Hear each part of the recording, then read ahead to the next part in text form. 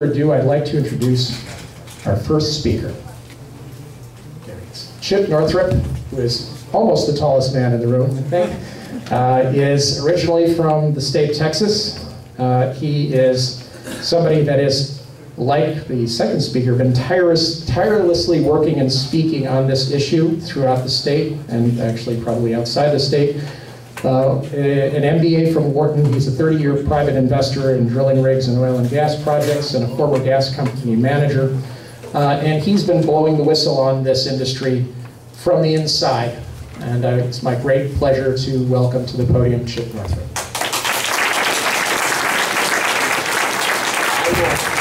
Thank you, Adam. It's good to be back at Vestal. Thanks, Elaine, Sue, Isaac, and my great videographer, Bill Houston. Hello. I guess my question to you all is, why am I here? Because a year ago, I think we went through a lot of this. It's in your power to have a road use ordinance. Is there a road use ordinance here? No. Yes, 500 signatures. And there's not, well, and there's no moratorium evidently, or I wouldn't be here. You really, you need to do that. That's done in other states, road ordinances, moratoriums. There's at least one moratorium in Texas and Denton. So those things are within your power to do, and whatever you take away from this or throw at me, you really need to do that. I mean, I really like coming here, but next time I come here, let's not talk about this. Let's just get it done. And frankly, if you don't have the right people to do it, then get some different people. The election's next year. And I would make the same point with your state senator. If they're not conducive to this process, then get a new one. I think this is the year to do that. Let me just out of curiosity, has anybody ever leased their land for, I'm going to raise my hand, for oil and gas? Okay, there's one. Has anybody bought an oil and gas lease? Anybody? Okay. Anybody drilled an oil or gas well? Uh-oh. I'm getting lonely up here. Anybody owned a drilling rig? An offshore rig? Anybody had somebody killed on one of their oil and gas properties? Anybody know that's had a friend injured in an offshore oil rig? Specifically the BP? No? Okay. Just checking. Anybody ever owned a vehicle that runs off of natural gas? Wow. No Texans in the room, except one. Anybody converted vehicles to run off of natural gas? Oh, really? Okay. Anybody built a solar collector, sold a solar collector, installed a solar? Oh, okay. Good. Okay, anybody sued a town and overturned the town's zoning ordinance? Anybody sued a town for regulatory taking and had a taking granted at trial? Gosh, oh well, it's lonely. Okay, let's go to the first slide. The industry basically, and by the way, anything that's in red is searchable. In other words, if you search that phrase, you'll go to a paper, a white paper or something, that's the title, and it'll give you more details about that. The gas industry is basically more or less in the same phase as the tobacco industry was, 40 years ago, whenever it was. And that is they're in a state of denial, not the psychological connotations of that, but they're legally in denial because their attorneys tell them to deny everything. And so when you say they say, well, there's I'm not aware of any instance of contamination, Congressman. That's because their attorney told them to say that. And frankly, obviously, it worked for the tobacco industry for decades. So stick around. But that sort of explains why these issues don't get resolved, is because the other side is in abject legal denial over every point. Go to the next one, please. The other thing they've done is they managed through Chicken Hawk Cheney to basically frack the EPA out of the drilling business. I was out of the business by 2006, rig-wise, so everything I ever did was from the time Nixon created the EPA. It's the only thing he ever did is any good. Until they basically took him out of it, I was regulated by it. They fracked the SEC. This is the one that Deborah Rogers talks about. The last thing that Christopher Cox, the Chicken Hawk, and George Boy did in November 2008 was they changed the rules on how you value a gas reserves for financial reporting purposes. And that's what kicked off the sort of the shale mania. It was because of the regulatory treatment of gas reserves. And there's powerful, Deborah Rogers is, we'll go to her site in a minute, but she goes into that in detail. And frankly, if you read the 3 iterations of the S guys, then it's safe to assume that based on the last iteration where they started and sort of the tiny incremental movement that they had, they basically fracked. We go into that in more detail, but the DEC is pretty much fracked, meaning they've been co-opted, whatnot. Go, roll. The one that fascinates me is they basically rewrite history. Even today I read somewhere, is that they say they've been, we've been doing this for 80 years and we've fracked 1 million wells. Oh, no. They're playing with words, white lie. But basically, they were trying nuclear bombs on the Manco Shale back in '69. That was the ERDA, Energy Research and Development Administration, predecessor to the DOE. I remember this project because I was in the solar business a little bit after that. Is that the government basically, and with Halliburton, had government grants how to figure out how to frack tight sands formation, which generically this falls under. So they didn't really invent horizontal hydrofracking until the 80s, and they didn't apply it in the Austin Chalk or whatnot until the late 80s. So the notion that this is 60 years old, no. And for around here, this was more germane. Pennsylvania and whatnot, it's not 5 years old. And that's important. Go to the next. Searchable, that's Deborah Rogers. This is just a real quick summary, but the fact of the matter is that, they want to get this gas out of here so fast. This notion is going to be used locally. I don't think so. They're going to sell, God bless them, they're going to sell where they get for the most money. And that means it'll be overseas. So the notion that they're going to sell it here, for whatever it closed at it, Henry's had $2.40 or something, no. It's going to go overseas as fast as they can get it over there. The money, I've done papers on that. 85% of the money just clean leaves the state. Most of it leaves the state untaxed. None of these companies are domiciled here. I mean, they'll run their expenses up. They'll hit every Broadway show. They won't book a profit in this state. The money goes somewhere else. It'll go Oklahoma, Texas, Wall Street, whatnot.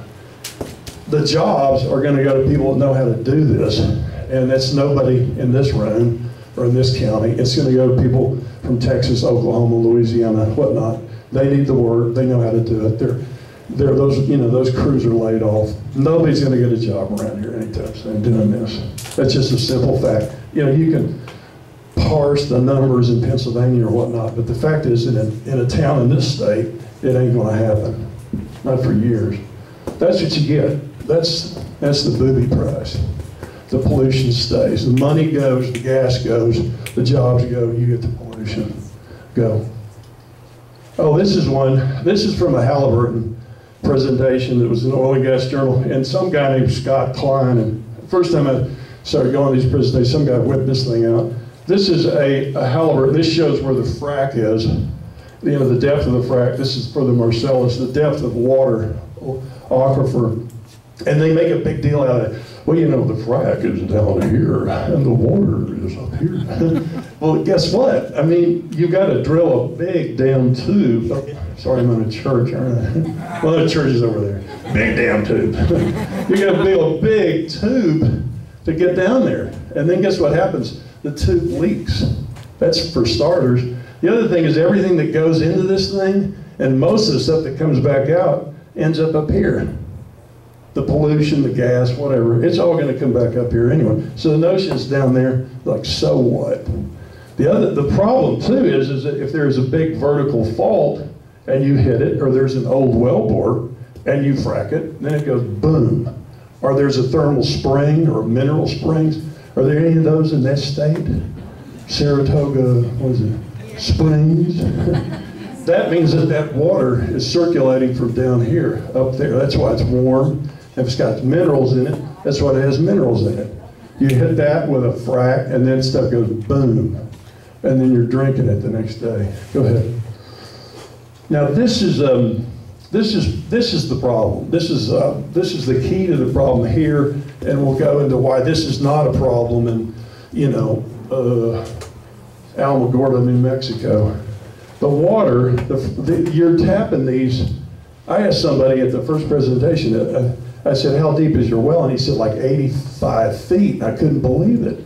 These shallow wells are vulnerable to being polluted from both the surface, from spills, but more poignantly, they're also being prone to being polluted from the wellbore itself. Not from inside the production stream, but literally from the interface between the outermost casing, the cement, and the formation, or the rock. And so if there's any gaps there, cement shrinks over time. It's thermally expanding, it's mechanically expanding when it gets fracked.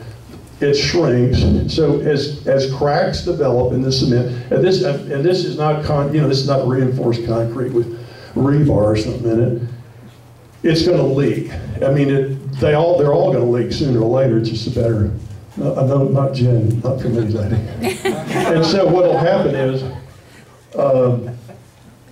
that as soon as it hits a gas-bearing formation, it's going to start precipitate methane. It's not a big deal economically because obviously the gas never got into the production stream. It's not like it's they're going to lose money on it. It just happens to be a vector for gas to go up into groundwater. And, in Texas, that's not like a big problem because there isn't any groundwater. Go.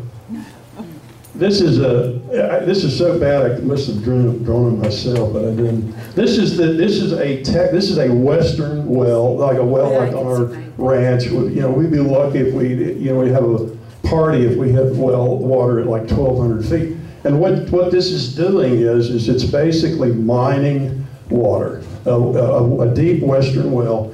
And this is hard for you Yankees to believe, but we're drinking water that's been down there for like 10 or 20,000 years. Since the last ice age. And and it tastes like it.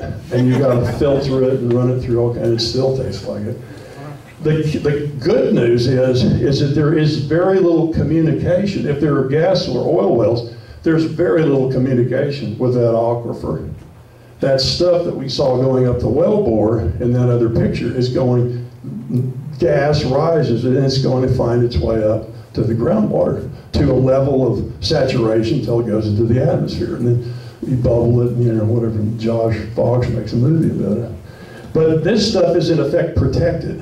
It's protected from the frack, it's protected from being polluted from the frack, and it's certainly protected from being contaminated by surface contaminants because it doesn't communicate with the surface. It's it's 1,000 feet down. It's in an aquifer that hasn't communicated with the surface. It's not recharged except over a period of literally thousands of years. That is the design condition. That's the hydrological design condition for how these wells were developed. That was the environment that they were developed in Texas. There's exceptions to that. And when there is an exception, they have a problem. And the problem is emblematic of the kind of problems that they have in Pennsylvania that they would have in New York, meaning a shallow water well gets polluted. This, of course, is not to scale. That's 1,000 feet and that's 100 and whatever. But that's just it's a shallow New York State water well that's basically you're drinking, yesterday's rainwater. And up until now, it's like, okay. But these shallow wells are particularly prone to surface contaminants. Go ahead. This is an interest. This is from the Alberta.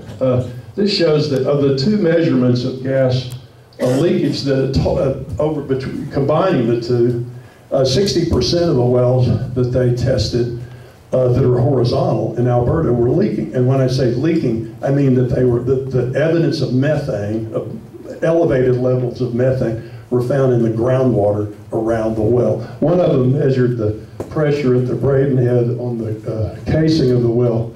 The other one measured the gas migration. But the point is I should make here is that a horizontal well is 4 times more likely to precipitate methane than a vertical well. So in other words, you know, this it's not your granddaddy's oil or whatever. Well, in terms of its propensity or its ability to mobilize methane, it's not. It's a much better vector pathway to mobilize methane up into groundwater. A horizontal shale well is. In fact, it's like the ideal solution. It's the ideal way to get ethane, methane, whatever, up into groundwater. So, congratulations, Halliburton. Yeah. This is the Duke study. Basically, shows that the level of methane is closer.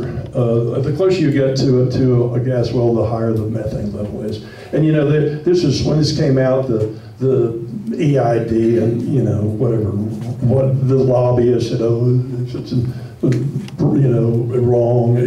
The fact is the industry knows this. There's papers that I've done. The industry not only knows this, but they sell services to prevent this from happening. Archer, Well Services, Schlumberger, they sell services to try and keep these wells from leaking. It's just like, you know, say that they don't leak, they know that they leak. It's just that if you're in, you know, Durango, Colorado, and you got a 1,500 foot well, the fact that a gas well is leaking is like, so what? Because you're not drinking groundwater. Go ahead. This again, I pick these catchy names of the surgeons. You'll pick it up. This goes to just a laundry list of incidences in Pennsylvania, mainly of leaks, spills. But if you think the commonality of it is whatever that happened there, whether it was methane coming up, or you know, frac truck runs over a reindeer, then it's because it's going to end up in somebody's drinking water. If it happened in Brownwood, Texas, it wouldn't. I mean, it might make the newspapers, but it's not. But nobody's not going to be drinking it. Go. And this is this is basically what these lobbyists and these paid PR guys. I'm really disappointed. I was supposed to debate somebody from Chesapeake. And they never, I mean, so egotistical. I thought they were going to put some guy on a G4 and fly him up from Lawton. It was some local guy. You know, it was like such a disappointment. I mean, what I'm saying is that the local shills on this are really, they're just third rate. They don't know what they're talking about. They just bring these platitudes. But the one that gets me is they still threaten zoning. You need to read the Dryden case and the Middlefield case. The judges, both of them, conservative Republican, just threw the book at Anschutz, and then they threw the book at that gal that sued Middlefield. They threaten the takings. I know about regulatory takings. I've taken regulatory takings to the Supremes. It ain't easy. Don't go there. They talk about the closed for business, and closed for what? Closed for being fracked. And the basic, of course, the goal is, and they certainly have succeeded here, thank you very much, is to get the town to do nothing. You know, oh, we're going to get sued. There's been a regulatory takings. We can't do anything. We can't have a road use ordinance. You know, they wouldn't like that. They'd go back to Texas. Go, next. Let's go through them. Gas well zoning. This is the way it works in every state. You know, the Pennsylvania law is being challenged. The state agency, the Mineral Management, Colorado Railroad Commission in Texas, they regulate how the well is drilled. It has to turn to the right. The towns of you know, you name it, Flower Mound, Oklahoma City, Denver, they regulate where the well is drilled in the town. It's typically in industrial zone districts. It's typically not in residential areas. In some states, the counties can regulate that. In Mexico and Colorado, the counties do land use planning. And that's the way it is here. And you know, it didn't take the learned hand or whatever, Sandra Day O'Connor, to figure that out. And that's, you know, they say, oh, it's going to be overturned on appeal. I don't think so. I don't think so. I've read it. I've read the regulations. That's what it says. How, where. Go. So don't use that. Don't let the elected poobahs use that as an excuse to do nothing. The other one, this one gets me. They say, well, oh, it's a regulatory taking. So if you prohibit it somewhere, for openers, there's never been a regulatory taking that's been sustained over a mineral rights, over a gas well, anywhere. And the ones that they point to, the Anschutz was a lease. There's no regulatory taking even applied at leasehold. If you reduce the value, which arguably you might, of a mineral rights, that doesn't count. It has to be a complete loss. The Supremes have looked at this a couple of times. It has to be nothing. It's got to be zero. No cow farm, no mineral interests, no nothing. No, there's no circumstances in this state. And the people like this Fracking, this local guy, Scott Fracking, talks about, he doesn't know from takings. Come on. He doesn't know what he's talking about. He's not even a zoning attorney. Okay, go ahead. And this one gets me too.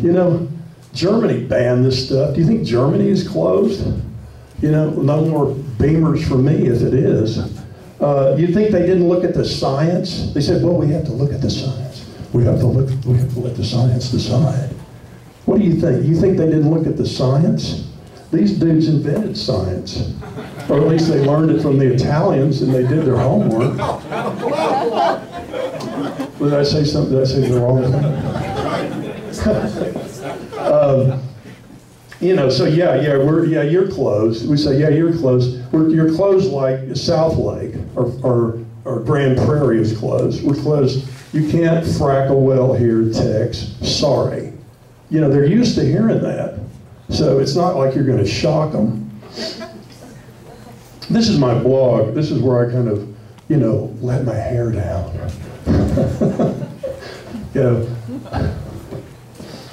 Oh, I wrote this some time ago. This is, okay, these are the carrots. Those are the sticks. And the carrots are, you're going to have a local property tax. And they make a big deal out of this. There's a local property tax. There's an ad valorem tax on oil and gas wells in every state, except Pennsylvania.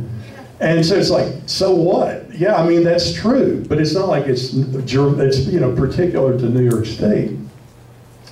And so, yes, in fact, the wells have a very steep decline curve. It'll show up on the ad valorem tax if it's a producing well, for about 36 months, basically.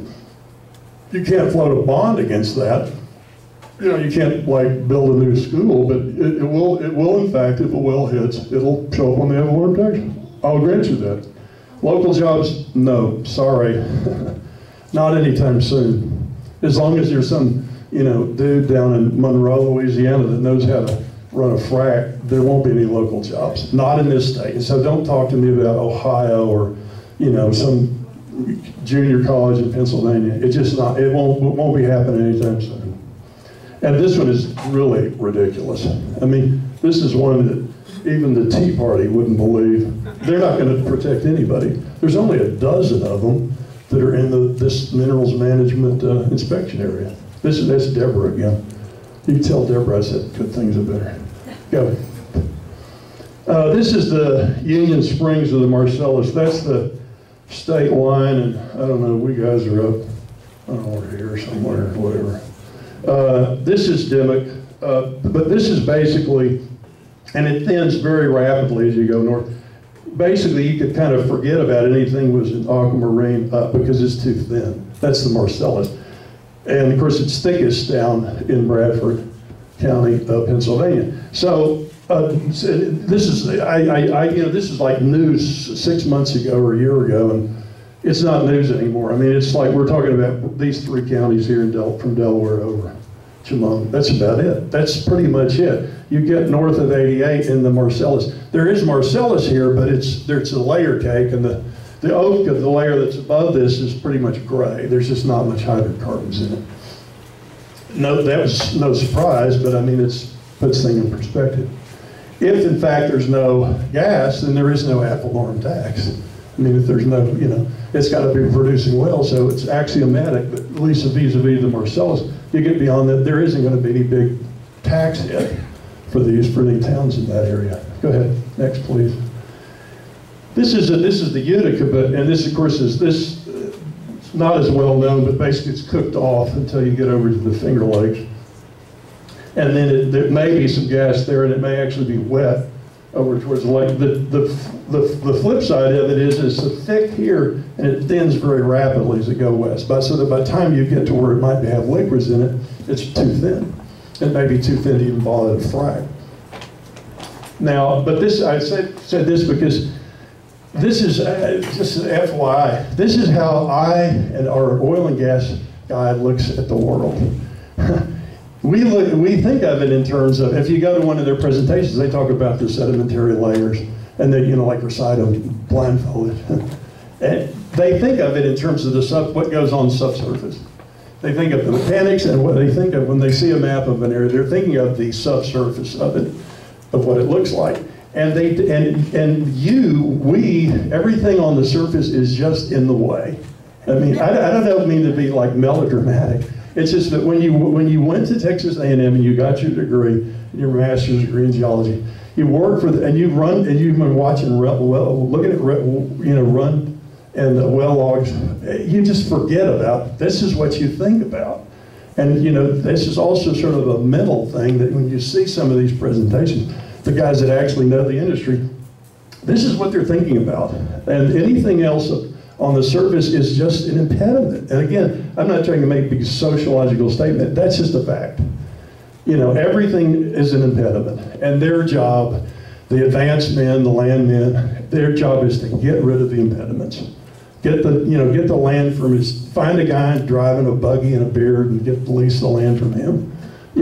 It's not that they're evil, although of course actually some of them really are evil. It's just that's just the way they think. And that's important. And they'll say, well, we're responsible and we're looking for local. No, they're not doing. They're looking for that stuff, God bless them. That's what they're after, and everything else is an impediment. Yep. The thing about this, all these wells, by definition, in New York State, all these horizontal hydrofrac wells, they're all going to be wildcat wells. But, I mean, effectively, there's going to be a lot of dry holes trying to define, where the shale is productive. There won't be any local jobs to drill a wildcat well. You're not going to have a casting call in a town in Shenango County. When you're in the exploratory phase, and most of that area will be in the exploratory phase and will remain as such for years. Of course, there's no tax, and they're going to not. If you don't have a road use ordinance, that's like, y'all come and get it, because they will not pay to fix that road if they're going out there doing their prospecting for gas. Go. Now, obviously the offsets to all this, and there's been some good studies done on appraisal districts in the Barnett Shale in Texas already. The closer you live to one of these suckers, your house value is going to go down, period, unless your house is, a motel. And it's going to go up. It's going to drive out tourism, clean industry. Those costs are going to go up, EMS, police, fire. And if you don't, and the DEC has no tax on this, the state of New York has no tax on gas production, so it's likely that local communities are going to get stuck cleaning the mess up. Jeanette Barth and Deborah, they do a better job on going into the details of what the costs are. Now, the DEC, that's the title of it, that's the DEC. The DEC has literally the worst setbacks of a gas well from you name it, in the United States. This is now Pennsylvania passed that kind of jinxie fee. This is the only state, this is one of the few places on the planet Earth where gas production is tax exempt by the state. There's no place like that in South Africa. in South America or Africa, no place, and nowhere else now in the United States. So the state has no money for the activity, no direct income off this activity.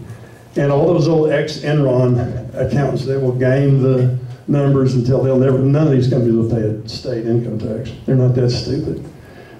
This is the one that really gets me. I know this is kind of anecdotal. There's no seismic regs in this state. I went to look and they asked guys, where are the seismic regs? And there aren't any. And I mean, in other words, you could shoot a shot hole, seismic test, out in that parking lot. You could shoot it anywhere. You could run seismic shot holes around this church and go kaboom, set it off. And there's no regs in the state that prohibit it, nothing. And if you compare it to other states, they have seismic regs in Louisiana because they shoot seismic in the bite. They have seismic regs that prohibit shooting seismic from a certain distance from a boat. In fact, I remember, you can't shoot seismic 1,000 feet from a boat in the state of Louisiana. So, you'd be better off if you're a boat in Louisiana. And they got a dozen of these guys, poor devils over in Albany. They're supposed to, ride herd on this. Good luck. Go. This is go to that, but some of these are county regs, they're state regs, whatnot. Go. This dude's telling me I'm shot on time. Basically, the idea here is you get for the frackers, you get the town to do nothing. No road use ordinance, no land use ordinance. Pretend like the DEC is going to, and you also you get people to collaborate. You get collaborators to basically turn the keys of the town over to the frackers. They'll say, well, it's going to jobs for Texans.